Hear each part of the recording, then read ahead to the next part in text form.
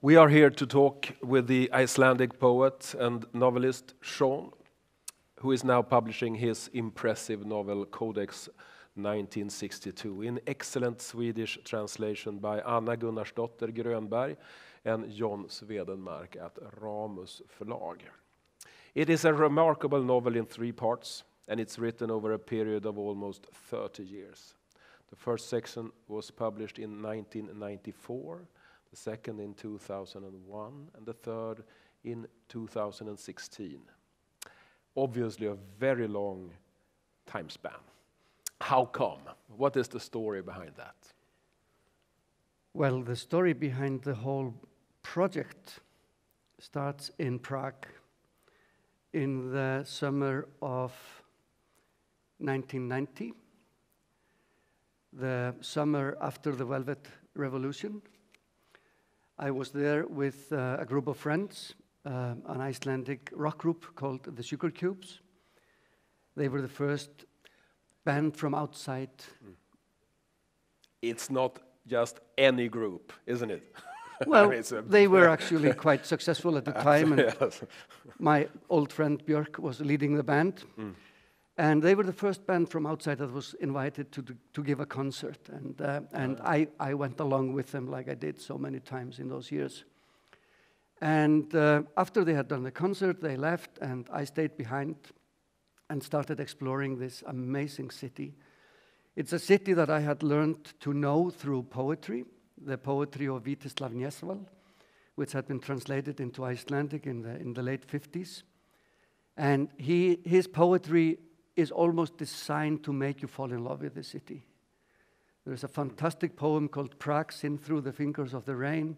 And when you sin Prague through the fingers of the rain in his poem, you know that this will become the dream destination in your life. So I was there, and I knew Prague through literature. And one of the great novels written in Prague is Der Golem, The Golem by Gustav Meyrink. Yes. And it builds on the Jewish legend about this figure of clay, the golem, made by Rabbi Löwe in the 16th century. And because of my love for this novel, I decided to go and visit the great rabbi's grave, because he is the originator of the creature that possibly was and possibly wasn't. And I went to the Jewish cemetery, which is an amazing phenomena on its own. Because of the restrictions on the Jewish community, they were, of course, not allowed to expand their cemetery. Oh, yeah. So they buried their people on top of one another until it becomes this strange hill in the old Jewish neighborhood. And this is a hill of graves and stones. And I went there, and I found the grave of the great rabbi. And I saw that people were visiting the grave, and in accordance with the Jewish custom, they put stones on his gravestone.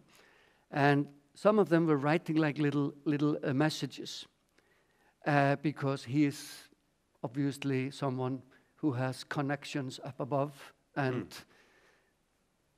is in a power situation when it comes to making requests for good things to happen in your life.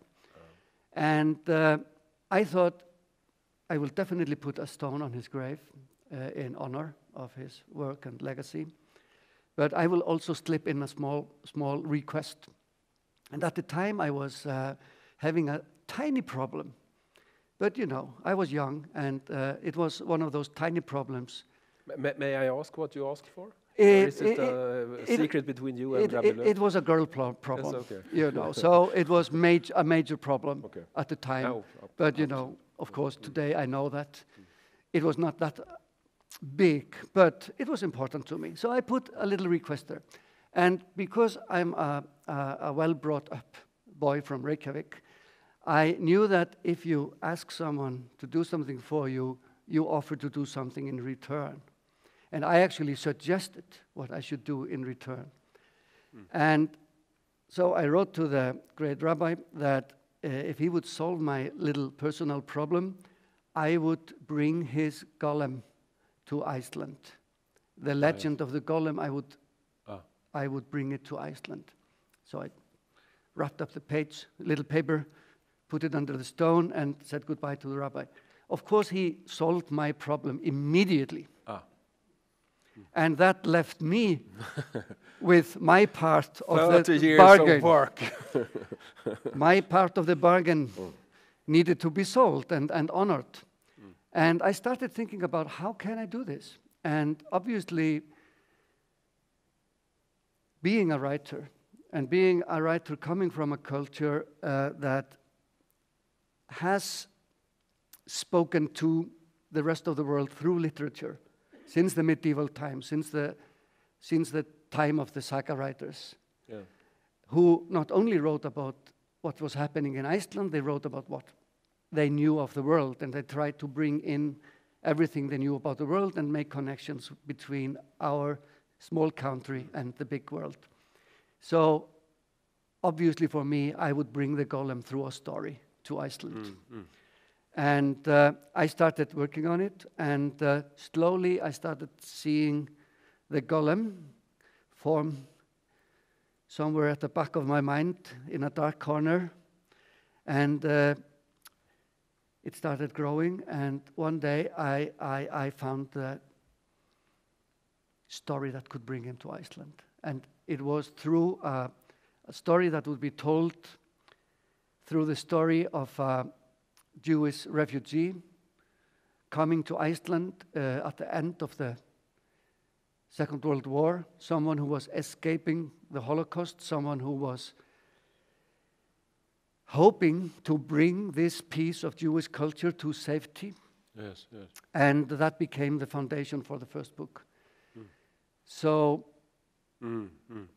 it's a book that started in a direct conversation with the creator of the golem, you know. And and then I started searching for what that story could be. And at the beginning, I thought the story would just start in Reykjavík in what was then my contemporary times, which is the early 90s. I had my first child in 1992, and I think that had a big influence on the whole theme of creation, what possibilities the human being has of creating life. You know, we can do it by giving birth and life to children, but there is also at the heart of this story this old dream of the human species to compete with the big creator. Yes. The human being feels it is able to do almost everything. It was given great power and responsibility, but it also started exploring, where can I take this? And man's dream of creating life from dead matter is one of the oldest, most dangerous dreams we've ever had, maybe. Yes, and it's a dream that, in a way, connects with storytelling. I mean, to make up something from nothing, perhaps. That's what we do, you know. And you're a poet, so you know how strange it is when you sit down. You have like a vague idea for a poem. You get like maybe one line or an image or whatever that starts the poem. You know, it can be tiny, and you sit down, and maybe after 2-3 hours, on the table in front of you, there is a poem. And before you sat down to write it, it didn't exist in the world. It's the alchemy of... It looks amazing because it's there, it's whole. Of course you feel it's good because you just finished it. But it's there, and it didn't exist in the world before that. And experiencing something like this can also give you ideas that you could maybe create life from. That matter. Yes, yes. I don't know. I mean, it's a novel about a myriad of things. It's dense with allusions, digressions, absurd co-characters, for example, a Soviet spy with a tail and a stamp collecting werewolf. But it's also a book about what you just said, storytelling and utter sadness and high-speed comedy. But even though it's written during 3 decades, the novel has its own cohesive logic, I think. It's a logic that it took me some pages before I understood. First, I thought and was very impressed by the imaginations, the hyperboles, the phantasmagoria, the richness of ideas. Then I understood that sort of behind all this inventiveness, there is work and research and intertextual allusions and echoes from I don't know how many sources. I mean, many of the things that the reader, at least in the beginning, things that you have made up, you have sort of either found or worked through.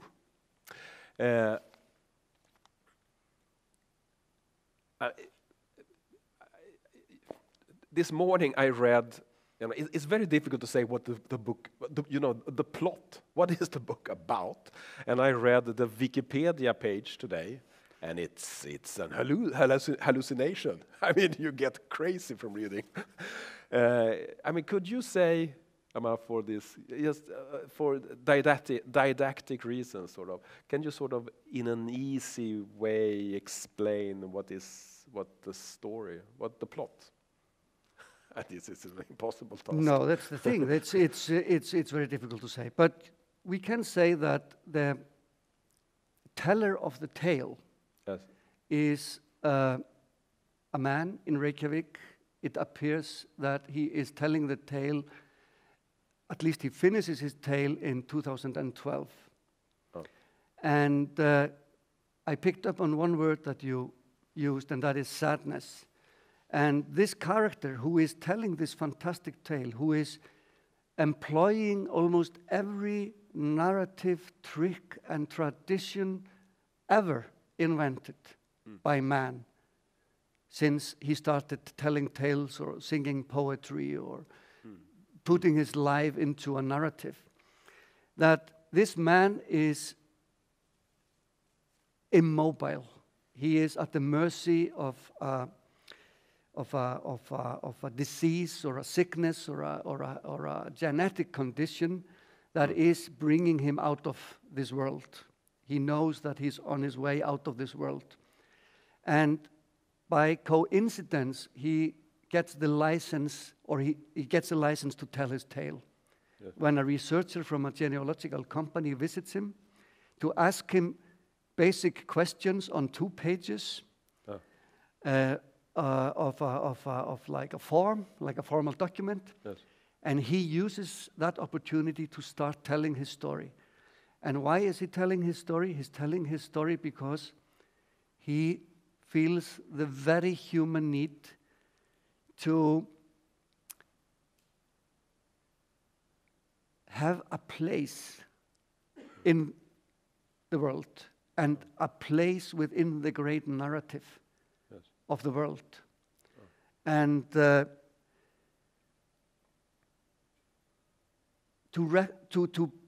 have it recognized that each one of us who come into this world, we are unique while we are here.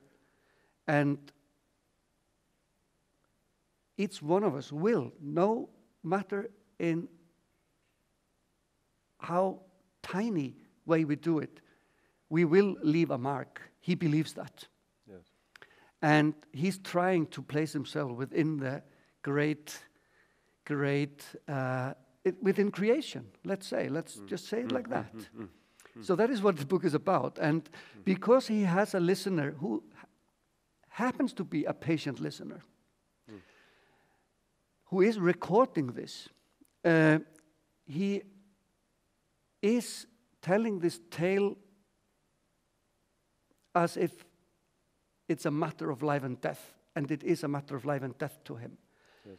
And he is so afraid of losing her attention that whenever she questions anything or he is afraid that, her attention is like fading or that he hadn't told the tale well enough, he picks out, a new tool or a new trick. A new trick, yes. From the great toolbox of storytellers and brings it in. And I think what the book is saying is that telling our stories through other stories, placing ourselves within the grand narrative of creation is the only way to be. Yes. Mm-hmm. You know that the Swedish cultural minister Amanda Lind, in her inaugural speech of this book fair, mentioned your book and called it, if I understand right, an Icelandic 1001 Nights. I mean, what you are describing now, it's quite close to this Scheherazade effect, isn't it? Absolutely. So I think she put her finger on something. I think she did. Yes. And of course, 1001 Night is about saving your life. Yes, it's about with stories. Definitely life in that. And trying through those stories to bring the tyrant, yes, the executioner, to a place where he grants a life instead of taking life. Yes, yes. And because this story is rooted in the Holocaust and the attempt at obliterating a whole culture, which can only be done, of course, by obliterating the people of that culture. Yes. It is a book that speaks for literature and storytelling as a tool against tyranny and against the destructive forces the destructive forces within our species. I have this section in the last part. There's a section, a very moving section with a list that consists of a list of birth and deaths of people that were born in 1962. And I think we could consider it as a conceptual poem, in effect. I must say it's very moving. Could you tell us something of your work with that list? You have a few minutes. Yeah, yeah. You're right. There is this. I call it the dance. Danse macabre. It's like a danse macabre in the last section of the book, in the third volume. And what I did was that I decided to bring into the book every person born in 1962 in Iceland that had also departed at the end of this book, which is in 2012. Yes. And I got a list of every... How many people was it? It says, I mean, in all, I think it was between 3,000 and 4,000 children who were born. Oh. And then, of course, like maybe 10% had left. It was quite a big number, and it was quite scary to go into this. And so I did an investigation into every death of a person who had been born in the same year I was born in Iceland, in 1962. And it is, it's at the same time it acknowledges how they arrived, that they arrived in that year. It also tells us how they departed. And I had to do a lot of detective work for this, especially with the youngest people, because people start leaving this world almost the minute they're born. So there are people listed there who are maybe 3 days old when they die. In many cases of the very early deaths, I couldn't find it. But then I started going through newspapers, obituaries of parents or siblings, and slowly I built up this picture of all these people. And then I started knowing them, There were people who had gone to school with me, and... I mean, this is such an amazing list. And this you know, I mean, micro- just like the strange fact that so many boys die from drowning, I hadn't realized how many boys drown. Nej. It was quite a shock for me. And of course the boys start leaving earlier because they are destroying themselves, you know, Yes, yes. innocently in play and all of that. And then cancer comes in and AIDS comes in. And so, yeah, it's a story of this AIDS group told through this minimalist way of bringing in their dates of birth and the dates of departure. And yeah. I think our time is up.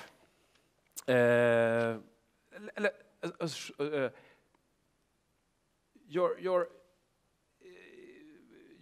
name, Sjón, means syn in Swedish, vision. What about that? What is it? Is it a pseudonym, or is it? Why have you chosen that? It is really my real name because it's an abbreviation of Sigurjón. Yes, ellipse. Yep. Oh. And it's a contraction of Did my you do real that? name.